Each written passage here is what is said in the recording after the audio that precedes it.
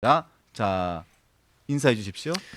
예, 안녕하십니까. 개혁신당 이준석입니다. 올 한 해 정말 다사다난하다는 말을 할 수밖에 없을 것 같습니다. 그런데 정말 마지막 날까지 대통령의 체포영장 소식이 나와가지고 참 심란합니다. 예, 오랜만입니다. 네, 네. 자, 오늘 체포영장이 나올 거라고는 뭐 상상을 못했으니까 예, 자 못했습니다만 일단은 바로 들어갑시다. 예. 자, 체포영장이 발부됐습니다. 공수처에서 체포영장과 그 한남동 관저에 대한 출석영장까지 발부가 됐습니다. 어떻게 평가하십니까? 저는 아무리 여당에서 지금 뭐 내란은 아니다, 계엄이었다, 뭐 이렇게 얘기한다 하더라도 탄핵을 우리가 두 번째 이제 뭐 겪어보는 거 아니겠습니까?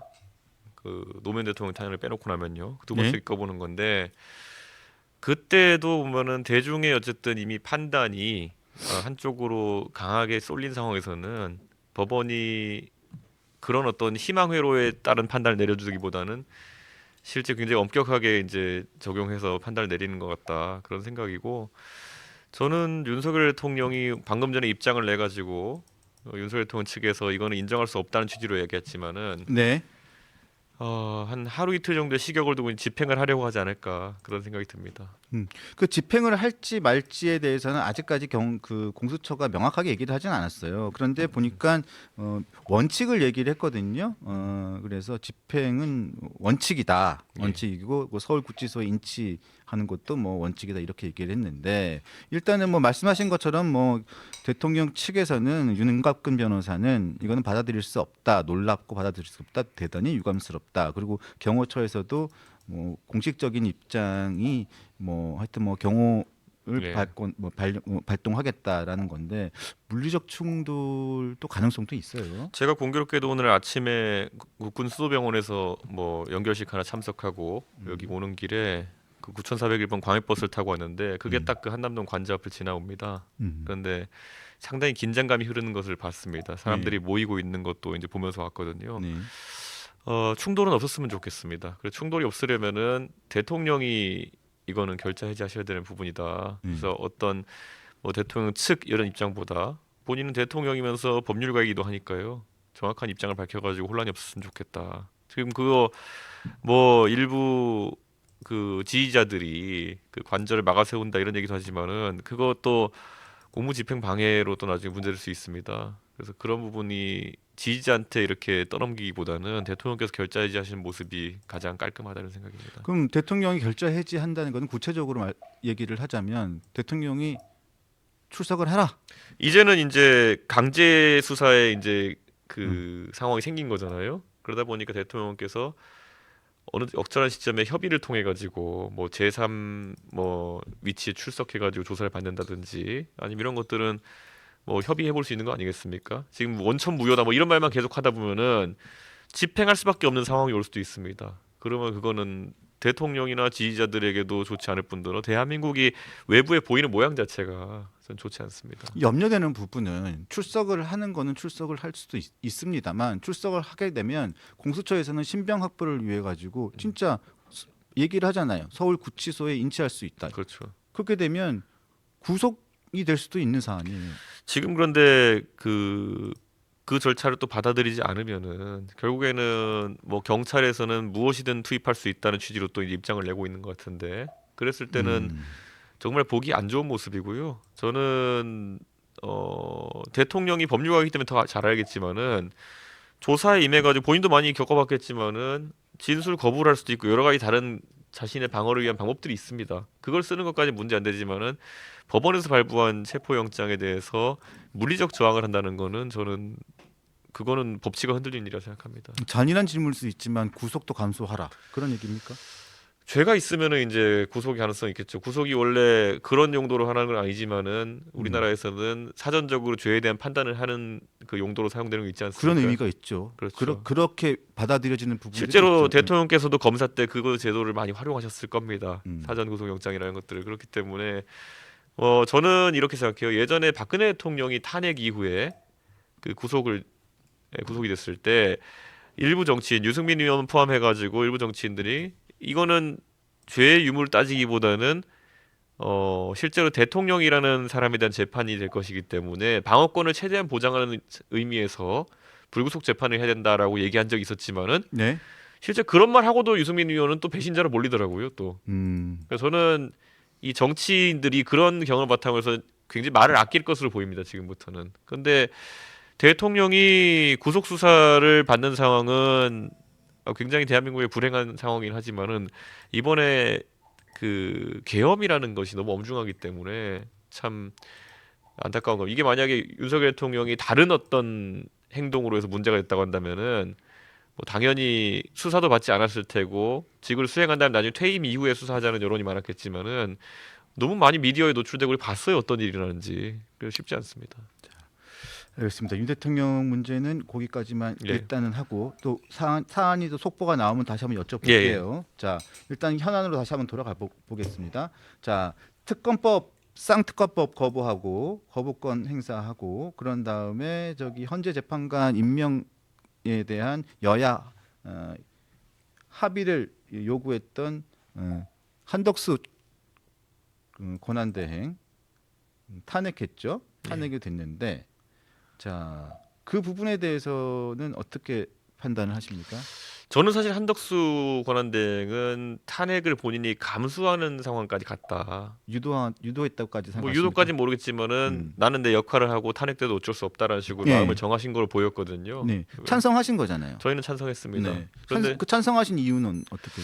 왜냐하면 지금 헌정질서가 지연되는 거 사실 한덕수 대행에 대해 저희가 이렇게 얘기했어요. 그때 권성동 원내대표 저한테 와가지고 네? 이 대표 이거 어떻게 되는 거야 그래가지고 제가 이렇게 얘기했어요.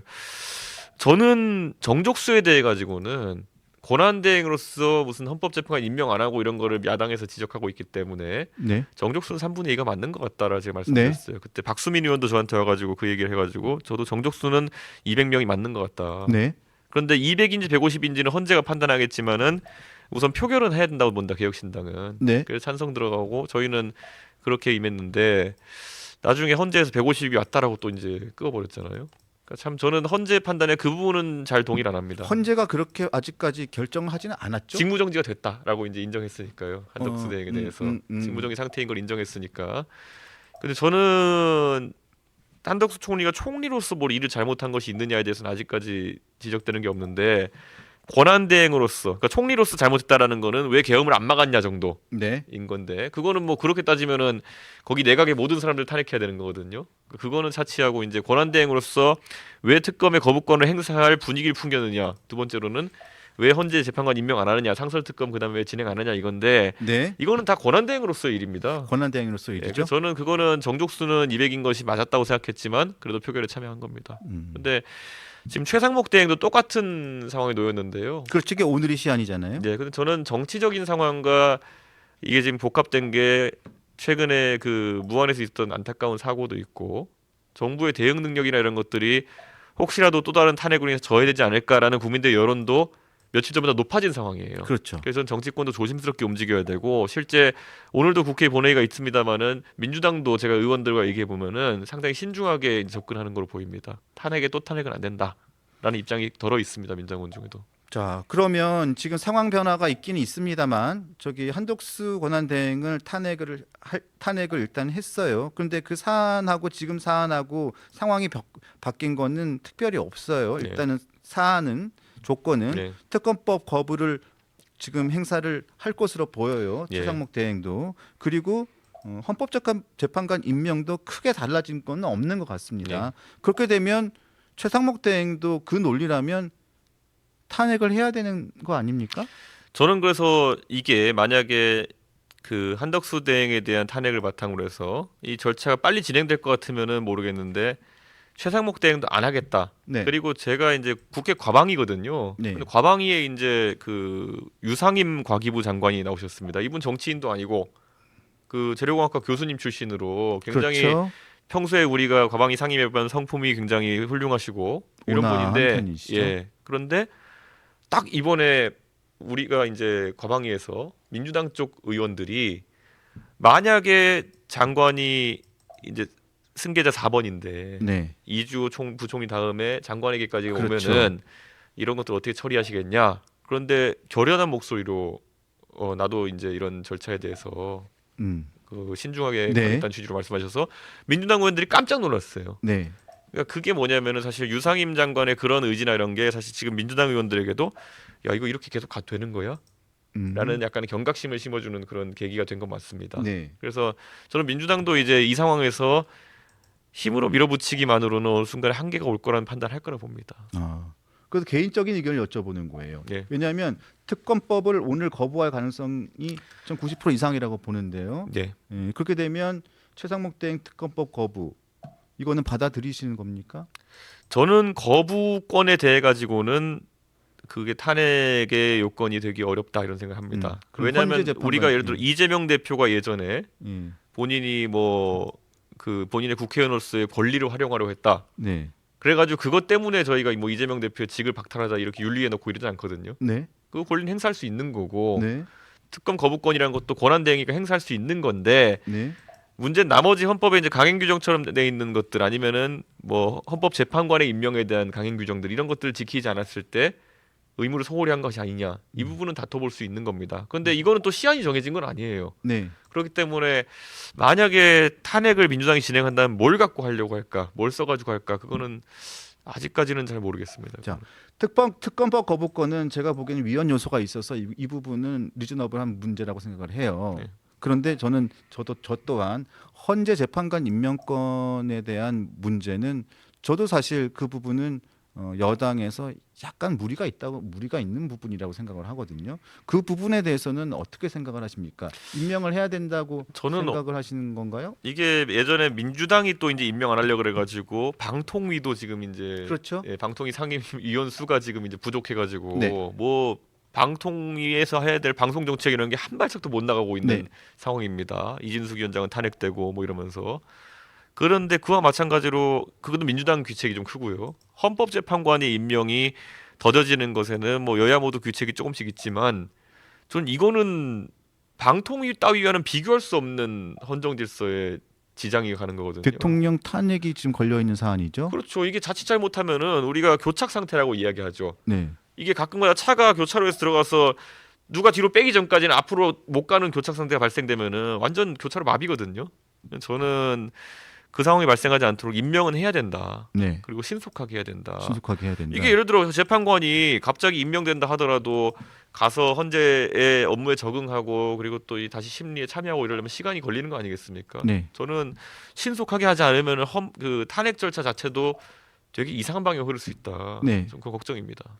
예를 들어서 일각에서 나오는 여야 한 명씩에 대한 임명을 통해서 8명 체제라도 복원시키자. 이 부분에 대해서는 어떻게 생각하세요? 저는 나쁘지 않은 타협이라 봅니다. 아. 하지만 저는 지금 9명을 임명하는 것도 사실 못할 이유는 없다. 네. 저는 이런 생각을 합니다. 지금 국회 몫에서 민주당 몫이 둘이 된다는 것에 대해서 이제 부담을 느끼는 것 같은데 네. 글쎄요. 헌법재판관의 수가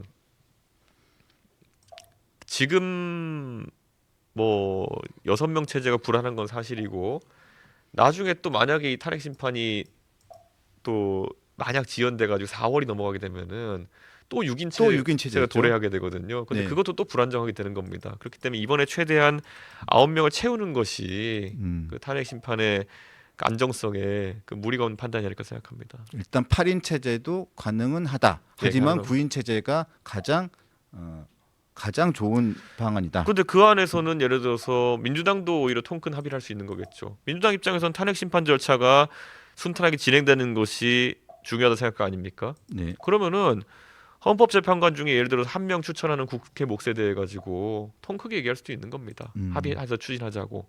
저는 그런 거는 민주당도 좀 협상의 묘를 보여야 되는 부분이 있다 이렇게 생각합니다. 네. 자, 일단은 전직 당 대표였으니까 친정에 대해서 간단하게 여쭤볼게요. 네. 권영세 비대위원장, 권성동 원내대표의 새 지도부 네. 어떻게 평가 간단하게? 뭐 두 분 다 저랑 친하고 또 개인적인 성품이야 다 훌륭하신 분들이니까.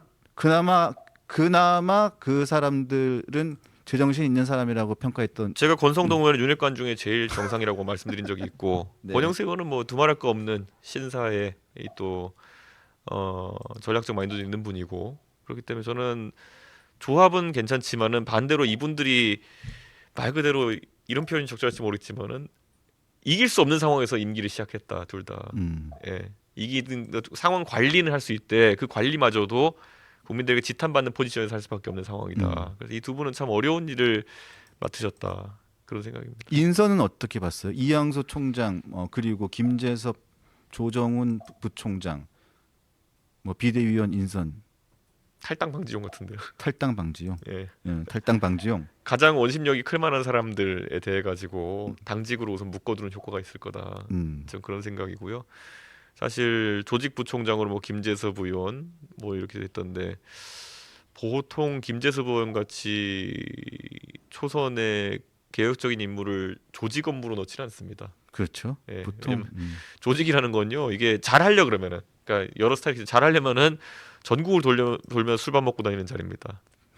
예, 그 전국을 돌면 술밥 먹는 자리에 뭐 김재섭 의원이 뭐 갓 신혼에 지금 뭐 결혼해가지고 시간도 없을 거고, 그 다음에 또 돈도 많은 것도 아니고, 이거 전국을 돌면 술밥 먹는 자리에 김재섭 의원이 적합하다 보진 않습니다. 제가 봤을 때. 근데 어쨌든 제 생각에는 묶어놓은 거로 보입니다. 탈당 방지용. 예. 자, 본격적인 제가 질문하고 싶었던 얘기를 이제 바로 들어갈게요. 대선 출마합니까? 조기 대선이 온다면 조기 대선이 될지 안 될지는 뭐 결정된 건 아니니까요. 온다면 누군가는 준비를 해야죠. 3월 31일이 생일이죠. 네, 그러니까 3월 31일 이후에 만약에 조기 대선이 결정된다면 그렇죠. 출마합니까? 출마하죠. 출마합니까? 예, 네. 개혁신당으로 출마하는 거죠. 예, 개혁신당으로 출마합니다. 국민의힘과의 연대는 없습니까? 연대를 하기에는 국민의힘이 너무 멀리 가고 있습니다. 국민의힘이 당명을 바꾸고 새로운 플랫폼이 온다면 그거 할 거면 지금부터 해도 시간이 없을 텐데요. 그러니까 저는 국민의힘이 지금 백가쟁명식의 아이디어가 나와가지고 그걸 다루고 있는 상황도 아니고요. 네. 결국 한 방향으로 달려가는데 그것이 국민들이 원하는 바랑 또 방향이 달라요. 그래서 너무 멀리 가고 있는 것 같습니다. 삼자 구도를 요즘에 많이 얘기하고 있어요. 예. 삼자 구도. 현실적으로 삼자 구도 필승론이 가능합니까? 저는 조금 회의적인데. 변하는 상황 속에서의 결과를 봐야 되는데요. 저는 이제 동탄 선거 모델로 가는 경우가 많고요. 그러니까 동탄 선거라는 것이 뭐 그 당시 민주당 후보 되시는 분이 한 45% 이상 받는 여론조사들로 시작했어요. 그렇죠. 그런데 그분의 나중에 최종 득표를 보면 39% 정도로 억제되고 나머지 국민의힘 후보가 제가 20 정도 나왔는데 국민의힘 후보가 15에서 17 사이로 이제 쭈그러들고 제가 이제 모름 없음, 그러니까 마음을 정하지 못한 사람 표를 쭉 빨아 올려가지고 42까지 가면서 이긴 선거거든요. 그렇게 보면요, 전체 원래 동탄이 민주당 지지율이 한 65% 나오는 곳이에요. 네. 그런데 그 중에서 민주당 후보가 39로 억제됐다는 거는 65 중에 한 26 정도를 제가 흡수했다는 거거든요. 저는 오히려 민주당에서 이재명 대표의 일방적 리더십이라든지 아니면 다소간의 도덕적 문제나 이런 것 때문에 찍을 수 없는 분들의 표를 흡수하는 능력이 가장 큰 후보가 누가 될 것이냐. 네. 그게 관건이고 지난 탄핵 대선, 그러니까 우리가 기억하는 그 박근혜 탄핵 이후의 대선을 보면은 안철수 후보가 초반에 굉장히 무섭게 치고 올라갔습니다. 왜냐하면 그렇죠. 그 흡수력이 강했고 네. 문재인 대통령도 그 당시에 후보 시절에 확장성의 한계가 뚜렷했거든요. 네. 그러니까 친노 친문의 계승자면서 또 한편으로는 굉장히 또 한쪽 이념에 치우친 모습을 보이면서 그런 게 보였는데 저는 이재명 대표는 그보다 더 확장성이 낮을 수 있다. 그런 부분을 공략하는 게 중요하죠. 그래서 아까 제가 말씀드리는 것은 지금 이준석 의원이 말씀하시는 삼자 필승 구도론을 조금만 뒤집어 보면 지난번 그 문재인, 안철수, 홍준표 구도의 삼자 구도에서 조금만 뒤집으면 그게 삼자 필승 구도 될 수 있지만 삼자 필패 구도도 될 수 있다는 말씀을 드리는 거거든요. 근데 이렇게 봅니다. 그 당시에 그 안철수 의원이 한동안 1등 한 적도 있었어요. 여론조사에서. 그렇죠. 그러다가 푹 꺼지는. 근데 그 꺼진 거는 저는 올라간 거는 안철수 의원이 가지고 있던 중도적 포지션이나 신선한 이미지 이런 것들이 작용해서 초반 구도를 잘 형성했다 보고요. 그 다음을 그걸 지속하는 데 있어서는 안철수 의원이 그 당시에 정치 시작한 지 얼마 안 돼가지고 뭐 정책 면에서 유치원 관련해서 단설이냐 아니면 병설이냐 이런 거 얘기하면서 정말 에피소드 같은 일이었죠. 네, 그런 일들이 생기고 네. 그리고 또 MB 아바타는 몇 가지 이제 마케팅적인 실수나 이런 게 있으면서 거기서 이제 추락했거든요. 네. 저는 그거는 유지한 데 실패한 거는 안철수 의원의 약간 정치 경험에 따른 한계성이 있었다 이렇게 보는 거고 네. 구도상으로는 언제든지 그런 양극단 정치 속에서도 가운데 지형이 넓어질 수 있다 그런 생각을 합니다. 정치를 조금 아는 분들의 얘기를 들어보면 다음 만약에 조기 대선이 치러진다면 이재명 대 반 이재명 구도로 짜여져야 한다는 얘기들도 있어요. 그 부분에 대해서는 동의하십니까? 저는 그거를 그렇게 짤 수 있는 능력이 있으면 대단한 사람이라 생각하는데요. 음. 이게 항상 보수 쪽의 전략가나 이런 사람들은 머릿속에 이재명밖에 없기 때문에 그런 구도를 짜는데 네. 대한민국 국민들 그냥 평균적인 중의적인 국민들의 위치에서 보자면은 이거는 결국에는 탄핵 대선입니다. 탄핵 대선. 예, 그렇기 때문에 책임이 있는 자와 책임이 없는 자 이 정도의 구도가 우선 생길 거고요. 네. 그리고 반성을 하는 자와 안 하는 자 그렇습니까? 뭐 이런 정도의 또 갈림이 있을 것이고 저는 결국에는 그 흔히 말하는 보수 쪽 전략가들이 얘기하는 이재명 대 반이재명 구도는 쉽지는 않다. 그렇게 생각합니다. 그럼 이준석 의원이 보기에 한동훈 전 대표는 책임이 있는 자입니까? 저는 책임이 없다고 볼 수 없습니다. 그거는 책임이 있는 자라고 봅니까? 결국 윤석열 정부의 황태자라 불렸던 분이거든요. 지난 네. 1년간은 여러 가지 뭐 다사다난했지만 거기도 네. 근데 어쨌든 법무부 장관으로 해가지고 그 다음에 또 비대위원장까지 만들어주고 네. 그랬던 상황이었기 때문에 분리해서 이렇게 가기는 어렵기 때문에 일정한 책임론이 있을 것이다. 다만 한동훈 대표가 지난 1년 동안 겪었다는 그 일들로 인해 가지고 네. 일부의 동정론 정도는 있을 수 있겠다. 네. 근데 책임론에서 분리는 쉽지 않다. 그런 생각합니다. 예. 그럼 한동훈 전 대표는 다음 조기 대선이 열린다면 복귀할 것으로 봅니까? 당연히 복귀를 할 거로 보이는데요. 가능성은? 본인은 무조건 할 겁니다. 그러니까 후보가 될 가능성은 있다고 보십니까? 저는 굉장히 약하다 봅니다. 왜냐하면 군인들이 대통령 하던 시대가 한번 저물고 나면요. 군인들이 다시 대통령 세상은 오기가 어렵습니다. 그건 다시 치환을 하면 검사 대통령으로서 큰 어려움을 받기 때문에 그런 취지입니까? 그렇죠. 그리고 세상을 이제 보는 세계관이라는 것이 윤석열 대통령이 검찰총장일 땐 몰랐지만 대통령의 자리가 오르나니까 하는 게 계속 누가 나쁘냐 착하냐만 가리려고 한다. 선악을 갈라가지고 정치판을 짜려고 한다는 것에 국민들이 이골이 나 있거든요.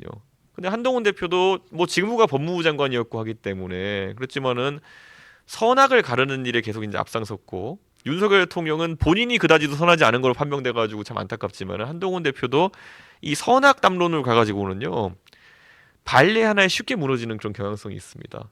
어떤 거요? 발례. 예, 예. 그러니까 예를 들어 조국 대표에 대해 가지고 수사를 막 했을 때 거기까지만 그쳤으면 아 조국 대표도 좀 문제가 있구나 끝났을 텐데 김건희 여사에 대해가 이것저것 하면서 당신은 뭐 그렇게 또 깨끗하다고 그래가 조국 대표에 대해서 갑자기 붐이 일어가지고 총선 때 돌풍 나고 이러지 않았습니까? 그러니까 이건 다 상대적인 거거든요. 네. 그러니까 한동훈 대표도 만약에 그 길을 가가지고 선악구도로 뭐 점수 따보려고 한다 쉽지 않고 발리 하나에 무너지는 거고요. 제가 미국 대선 캠페인도 해리스 대 트럼프 했을 때 그런 말 했었거든요. 해리스가 본인이 검사 출신이고 트럼프가 수사받는다 그래가지고 검사 대 범죄자 프레임 만들려고 했지만은 저거 되게 어려운 거다. 예. 해리스는 해리스 나름대로 뭐 불륜의 문제라든지 이런 게 있는 상황 속에서 정말 깨끗한 손이 아니면 이 프레임은 걸어가지고 쉽지 않다. 근데 한동훈 대표도 이번에 보면은 물러나기 전에 고생했던 것이 무슨 뭐 당계 댓글 사건이니 뭐 이런 것들부터 해서 아주 작은 발리에도 네. 무너지는 거거든요. 이런 게 네. 저는 좀 그런 전략으로 검사들이 앞으로 득세하기는 어렵다 봅니다. 그러면 오세훈 서울시장은 책임이 있는 사람입니까? 없는 사람입니까? 없죠. 예. 오세훈 시장이야말로 그 윤석열 대통령이 후보가 되고 대통령 되기 전부터 서울시장 보궐선거를 통해서 행정에 몰두해 왔고 중앙정치에 대한 메시지를 거의 내지 않았거든요. 네. 그래서 저는 오세훈 시장은 어떤 책임론에서도 자유로운 사람이다. 음. 물론 중간중간에 오 시장의 탄핵에 대한 메시지나 이런 것들 같은 경우에는 뭐 누군가는 또 비판할 수 있고 하겠지만은 오 시장이 무슨 책임 있겠습니까? 이 사태에 대해서. 오 시장을 견제했으면 했지 윤석열 대통령 측에서. 홍준표 시장은 어떻습니까? 마찬가지로 시장으로 있었기 때문에 음. 뭐 윤석열 대통령이 가끔 국정에 대한 조언을 듣기 위해 가지고 홍 시장과 뭐 식사를 하고 이런 건 있겠지만은 뭐 홍 시장 측 인사가 예를 들어 이번 정권의 핵심에 진출했다든지 뭐 그런 것도 보이지 않고 저는 그런 포괄적 책임론에서는 두 분 다 자유롭다 생각합니다. 만약에 국민의힘과의 연대 가능성은 없다라고 일단은 이야기를 했는데 네. 해쳐 모여서 만약에 국민의힘이 당이 해쳐 모여서 각 사람별로 해쳐 모여서 이준석 의원과 연대의 가능성이 있다면 사람으로 본다면 오세훈, 홍준표, 한동훈, 안철수 한 사람만 꼽으라면 연대의 가능성은 누가 하고 있습니까? 저는 안철수 의원이 제일 지금 상황에서는 그 가치 있는 후보라고 생각합니다. 여기서 아니 안철수 의원과는 상극 아닙니까? 안철수 의원이랑 제가 이것저것 티격태격 다투고 할 수 있고 예전에 안철수 의원이 저한테 바른미래당한테 공천 안 주려고 막 이런저런 네. 일하고 다 과거의 일입니다. 과거의 일. 저는 항상 제가 노회찬 전 의원이 하신 말씀 중에서 그래 한국과 일본이 평소에 싸울 수 있다. 그런데 외계인이 쳐들어오면은 힘을 합쳐야 되는 거 아니겠느냐. 네. 저는 여기서 외계인이라는 것은 명징한 것이 음. 지금 정치에 있어서 정치를 과거로도 되돌리고 그런 선악 대립구도 만들려고 하는 사람들은 다 외계인입니다. 지금 국민들은 네. 그런 거 바라지 않아요. 네. 그럼 안철수 의원이랑 저랑 뭐 여러 가지 이견이 있다 하더라도 저는요 그런 부분에 있어서 안철수 의원 같은 분이랑 새로운 정치판을 짜는 데 있어가지고 만약에 서로 손을 맞잡아야 된다 그러면은 제가 먼저 가서 안철수 의원한테 지난 몇 년 동안에 있었던 일들에서 제가 다 잘못한 게 있으면 미안하다고 말씀드리겠습니다. 이렇게 하고 시작하겠습니다. 제 친구 장인입니다. 사적으로는. 아니 어떤 면에서 그렇습니까? 어떤 면에서 어떤 가치가 저는 어떤 이제 제가 의미와 가치가 있습니까? 아까 선악에 대해 가지고 굉장히 선악을 가르는 정치는 이제 하고 싶지 않다라고 제가 이제 얘기했는데 예? 저는 안철수 의원은 지금까지 정치하면서 그런 법조인 정치를 하지 않았어요. 네. 예. 선악을 가르지 않는다. 대신 안철수 의원은 미래에 대한 얘기를 많이 했었거든요. 네. 저는 그게 중요하다 봅니다. 지금 시장에 나와 있는 대부분의 정치인들 아까 뭐 두 분 시장도 정치 그 법조인 출신이지만은 물론 행정을 하신 지 오래돼 가지고 색채는 약해졌지만은 주업이 법률가인 사람들만 나와 있습니다, 지금. 그렇습니다. 그렇게. 윤석열 대통령도 법률가였지만 한동훈 대표도 법률가, 지금 뭐 권영세, 권성동 두 분 다 법률가, 이재명 대표도 법률가 출신.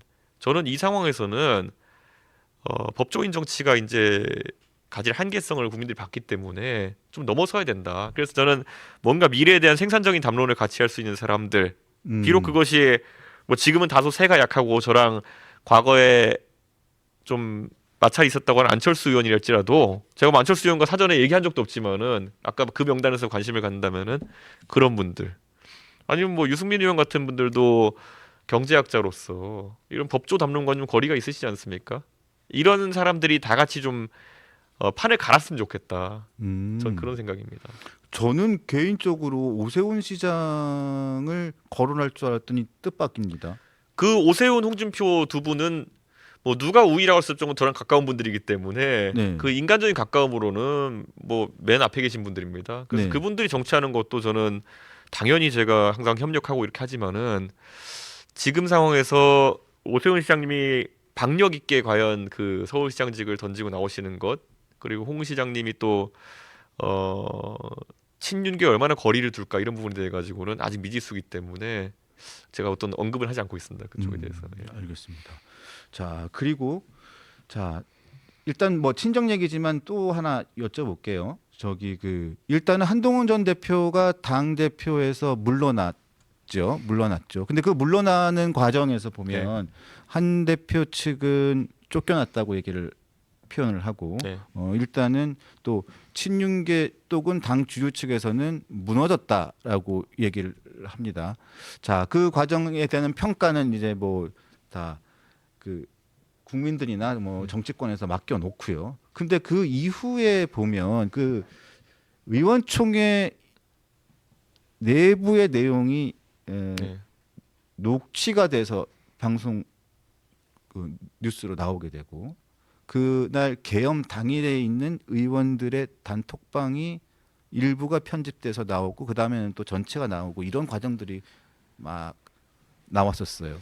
당 대표도 지내봤었는데 그런 저는 한동훈 대표가 그런 것들을 알고 지시했는지 아니면 한동훈 대표 측의 어떤 인사들이 그런 일을 벌였는지 모르겠지만은 그거는 굉장히 안 좋은 모습입니다. 비공개 의총내에서 대화가 뭐 전원으로 전해지는 것도 아니고 녹취를 통해 가지고 외부에 유출되고 그런 것 자체가 앞으로 한동훈 대표랑 같이 일하는 사람들 입장에서 부담이 될 수밖에 없고 같이 일하려고 안 할 거다. 예, 그런 생각이 들고요. 근데 어, 알 권리 차원이라고 또 볼 수도 있는 측면이 저 있다는. 예전에 예를 들어 저는 제가 녹취를 한다 하더라도 저에 대한 공격이 들어오거나 했을 때 방어적 차원에서 제가 이제 저는 음. 그것도 풀어가지고 제가 공개한 경우가 한 번 있었거든요. 그게 이제 원희룡 장관이랑 저랑 어떤 설전이 아, 붙었는데, 네, 네, 예, 근데 저는 기억납니다. 그때도 제가 녹취를 공개하지 않았습니다. 그냥 네, 제가 그 풀어가지고 한두 문장 정도를 맞아요. 공개했던 거지. 네, 그렇죠, 근데 그렇죠. 이거는 녹취를 전부 다 공개해 버린다. 이거는 굉장히 위험한 상황이고요. 뭐 한동훈 대표 측에서 억울한 게 있어 그렇게 했을지 모르겠지만은 그것 때문에 그거 공개한다고 세상이 갑자기 뒤집어지진 않거든요. 그러니까 그 바뀌진 않거든요, 결과가. 근데 너무 무리수를 줬다. 이런 생각이 좀 들고 한동훈 대표 측은 자꾸 이제 오해하는 게 뭐냐면은 본인들이 굉장히 실적이 좋고 우리가 이기는 팀이고 우리 정말 잘해요. 그런데 쫓겨났어. 그러면은 사실 동정 여론이 많이 생깁니다. 그런데 누가 봐도 국회의원 선거 때 대패를 하고 그다음에 법무부 장관 시절에도 이재명 대표 뭐 구속하는데 실패하고 지금까지 성과가 별로 없거든요. 근데 성과가 없는데 그냥 이미지 정치 가지고 이제 우리를 그리워해 주세요 이렇게 하기에는 그렇게 여유가 없을 겁니다. 보수 진영의 유권자들이. 그래서 저는 그거는 한동훈 대표 측에서 어떻게 하면 한동훈 대표의 그런 과거의 신선한 이미지를 넘어서는 능력 있는 이미지를 구축하냐의 문제인데 이번 시즌에서 그러니까 이번 계엄 정국에서 보여준 모습은 우왕좌왕하는 모습이 좀 많이 부각됐고 그 중간에 그때 뭐 한덕수 총리랑 같이 서가지고 발표할 때는 보면은 흡사 일부는 사리 사욕이 앞선 거 아니냐라는 평가를 하기도 했어요. 아, 그래서 그 당시에. 예, 그러니까 예. 뭐 이게 소통용 하려고 하는 거 아니냐 이런 식으로. 그러니까 저는 그 부분 좀 한동훈 대표 측에서 뼈 아프게 생각해야 될 점이 아닌가 그렇게 생각합니다. 이제 마지막으로 이재명 대표에 대한 좀 얘기를 좀 마지막으로 좀 해볼게요. 자, 항공기 참사가 있는 당일 SNS로 올려서 문매를 맞기도 했고, 그리고 최근에는 어젠가요? 또 일부 온라인상에는 그래도 일을 잘하는 건 이재명이다라는 글들이 막 매크로처럼 막 네. 올라오고 있습니다. 이재명이 다시 보이네 뭐 저런 건데. 네. 자, 이재명 대표가 그러면서도 지금 재판은 계속 지연 전략을 계속 쓰고 있습니다. 네. 지금 계속 빨리 지금 대선 시기를 빨리 조기 대선을 빨리 해가지고 지금 하려고 하는 계속 그런 걸 보이고 있는데 이재명 대표의 대권 시계 대선 전략 지금 빨리 지금 계속 돌리려고 하는데 지금 탄핵을 계속 진행하고 있잖아요. 이재명 대표의 전략 성공할 거라고 보십니까? 저는 이재명 대표가 조급해하는 이유는 우리 다 알지 않습니까? 네. 재판 때문에 그런 거 예. 아니겠습니까?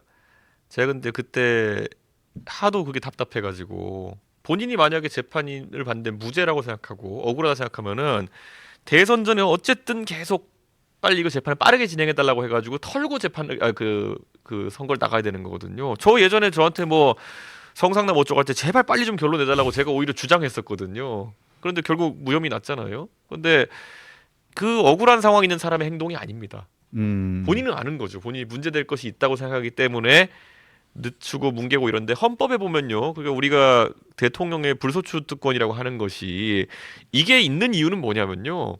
대통령직 하면서 누가 고소고발 남발해가지고 대통령 하던 시기의 일에 대해서 계속 평가받는 상황을 막기 위해서 있는 조항이거든요. 근데 이건 대통령 선거 나가기도 전에 이재명 대표가 저질러 놓은 일들 벌써 몇 년 된 일들 아닙니까? 그렇죠. 근데 이거에 대해 가지고 대통령이 돼가 재판 절차를 중지시킬 수 있지 않을까라는 기대를 하는 것 자체가 저는 반헌법적이다. 헌법에서 예를 들어서 국회의원의 면책특권이라는 것도 국민들이 뭐라 하지만요. 국회의원이 의정 활동 중에 한 말을 보호해 주는 거예요. 네네. 국회의원이 예를 들어서 밖에 나가 술집에서 이상한 말 떠들어가지고 문제됐다. 그거는 보호해 주지 않아요. 네. 그러니까 이재명 대표도 착각을 하면 안 되는 것이 대통령에 대한 불소추 특권이라고 하는 거는 대통령직 수행 중에 대통령에게 어떤 문제들이 생겼을 때 직무에 집중할 수 있도록 보호해 주는 거지. 이런 지금 뭐 몇 개 혐의로 재판받는 사람을 도와주는 게 아닌데 그래서 제가 그때 뭐라 그랬냐면은 지금 윤석열 대통령이 헌법을 위반했다 그래서 탄핵 심판을 받는데 윤석열 대통령이 만약 탄핵되고 조기 대선이 있다 그러면은 그 다음 인물은 적어도 헌법에 대한 수호 의지가 있는 사람이 돼야 되는 거 아니냐. 네. 근데 지금 이재명 대표는 그 헌법상의 불소추 특권을 자기의 과거의 일을 방어하는 데 쓴다. 그럼 그거 자체가 반헌법적이다. 네. 그리고 그래서 제가 그러면은 쓰레기차가 지나가고 분뇨차가 오는 상황이 되면 안 되는 거다. 이렇게 정말 강하게 비판한 것이 우리 국민들께서 주변에 그렇게 알리셔야 돼요. 아, 네. 그러니까 반헌법적인 행동을 했던 대통령을 뭐 탄핵으로 그 쫓아내고 만약에 이런 불소추 특권을 반헌법적으로 활용하는 사람이 또다시 대통령이 된다. 그거는 분뇨차다. 네, 결코 앞에 있었던 그런 대통령보다 낫지 못한 대통령이 될 수밖에 없다. 그래서 우리 대통령들이 정말 이번 선거에서는 전과도 없고 좀 기소도 안 돼보고 이런 사람들에게 좀 관심을 가져야 되지 않을까 그렇게 생각합니다. 보통 그런 분들을 정상인이라고 하죠. 그렇죠. 그리고 이재명 대표가 무슨 지금 있는 건들에서도 이제 5개인가 6개인가 재판을 받고 있지만은 네. 그래서 뭐 별이 5개가 더 붙을지 6개가 붙을지 모르겠지만은 이미 별이 4개입니다. 예. 근데 이거는 되게 심각하게 받아들여야 될 것이 대통령은 우리나라의 통수권자, 통치권자이면서 한편으로는 우리나라의 외부의 우리나라를 표현하는 원수입니다. 그렇죠. 예. 원수가 얼마나 도덕적 어떤 그런 청렴함을 가지느냐 이런 것들도 국격에 상당히 의미가 있지요. 네. 예. 그런데 그런 거를 간과하면은 글쎄요, 참 난감한 상황이 오겠죠. 네, 알겠습니다. 오늘 2024년 마지막 날 마지막 손님으로 나오셔서 너무 감사드리고 그리고 저기 시청자 여러분께 네. 마지막 날 좀 인사 좀 해주시고 예. 1번 카메라 보고 말해주시고 또 새해 인사 겸 본인이 하고 드리고 싶은 말씀을 좀 길게 해도 되니까 좀 해주세요. 예, 우리 강펀지 시청자 여러분 항상 이렇게 시청해주셔서 감사하고요. 무엇보다도 2024년 정말 다사다난했던 한 해라고 표현할 수 있을 것 같습니다. 근데 2025년은 정치를 좀 확 바꾸는 그런 한 해가 됐으면 좋겠습니다. 이게 세대 교체, 시대 교체 이런 것들이 다 이루어져야지만이 대한민국을 앞으로 치고 나갈 수 있지 않을까 그런 생각하고요. 이게 위기가 한두 가지가 아닙니다. 정치도 지금 위기고 뭐 하지만은 최근에 제가 통계들 찾아보면은 교육 통계 같은 것도 위험하고요. 그리고 최근에 코로나 이후에 학생들의 학력 저하 때문에 대한민국이 앞으로 충분한 인재를 공급받지 못한다. 이런 얘기도 나오고 있고 우리가 한 번도 살면서 고민 안 해봤을 여수의 석유화학단지가 위험하다. 그래서 롯데케미칼이 위험하다. 그 다음에 포항에 우리 산업발전과 항상 함께해온 포스코가 쇳물 생산량을 줄여야 된다. 삼성전자가 메모리 반도체 리딩 컴퍼니에서 몇십 년만째 이제 밀려나려고 한다. 뭐 이런 것들 사실 우리가 지금 정치에서도 많은 어려움 겪고 있지만 산업이 무너지는 위기 속에 있거든요. 이거 해결하려고 그러면은 정말 리더십이 완전히 바뀌어야 되는 거고요. 어디 국제 무대에서 내놔도 참 부끄럽지 않을 그런 사람들이 앞으로 정치를 이끌어야 된다. 그런 생각합니다. 앞으로 우리 강펀지 애청자분들도 항상 대한민국 정치에 그런 기대감을 가지고 많은 좋은 말씀 주시면은 저도 반영해서 배우고 또 더 나은 정치할 수 있도록 하겠습니다. 2025년 시청자 여러분 그리고 사랑하는 분들, 가족분들 모두 건강과 행복을 기원하겠습니다. 화이팅. 네. 감사합니다. 예. 그리고 감사합니다. 그리고 저도 오늘 다시 한번 말씀드리겠습니다. 저기 올해 한 해 저희가 1년 됐는데요. 저희가 큰